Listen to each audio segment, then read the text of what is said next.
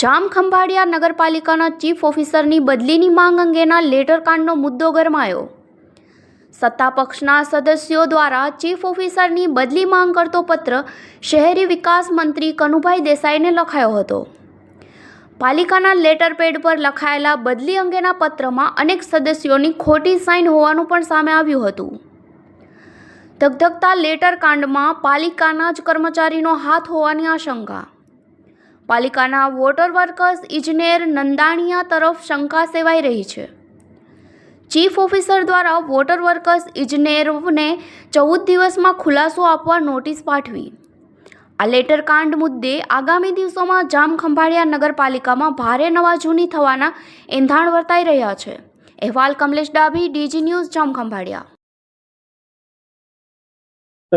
નગરપાલિકામાં લેટરકાર્ડ બાબતે આપના દ્વારા જે છે કર્મચારી કોઈ કર્મચારીને નોટિસ પાઠવવામાં આવી છે અને કર્મચારી પછી હાઈકોર્ટમાં કયા આશરો લીધો હોય એવી જાણકારી મળી છે, શું કહેશો એ બાબતે?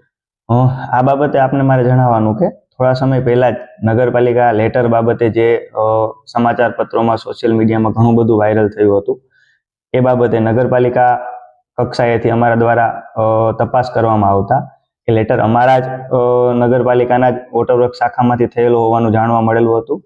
ત્યારબાદ જે તે ક્લાર્કની અમારા દ્વારા ખુલાસો માંગવામાં આવતા તેમના દ્વારા જણાવેલ કે નગરપાલિકા વોટર વર્ક્સ ઇજનેરશ્રી દ્વારા જ આ લેટર તૈયાર કરવામાં આવેલ હતો। એ બાબતે અમે એ ઇજનેરનો ખુલાસો માંગેલો તો વોટર વર્ક્સના શાખાના ઇજનેર દ્વારા જે તે સમયે સીધા હાઈકોર્ટમાં જઈ અને હાઈકોર્ટ પાસેથી દાદ માગી હતી। એ બાબતે હાઈકોર્ટમાં એમને કોઈ દાદ હાલ મળી નથી અને એ બાબતે હાઈકોર્ટના ડાયરેક્શન મુજબ અમે એમને થોડો વધારાનો ટાઈમ ખુલાસા માટે આપેલો છે। હાલ એ બાબતે વધારે તપાસ ચાલુ છે।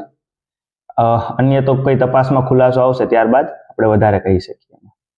એમનું જે નામ જે એ આવશે તો એના પર શું કાર્યવાહી કરવામાં આવશે? તો જે સરકારના જે નિયમ અનુસાર કાર્યવાહી જે કંઈ પણ અમારા દ્વારા અમારા લેવલથી થતી હશે એ તમામ કાર્યવાહી અમારા દ્વારા કરવામાં આવશે।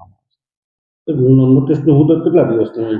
આપણે જે તે સમયે નોટિસ 7 દિવસ કે 5 દિવસની આપેલી હતી, પરંતુ હાઈકોર્ટના ડાયરેક્શન મુજબ 14 દિવસ આપવા, જેથી કરીને એમને કોઈ હાઈકોર્ટનું સરળ લેવું હોય અથવા તો બીજા કોઈ કાયદાકીય કાર્યવાહી મતલબ એમને જવાબો કરવાના હોય તો ટાઈમ મળી રહે, એટલા માટે આપણે હાલ 14 દિવસની નોટિસ એમને આપેલી છે।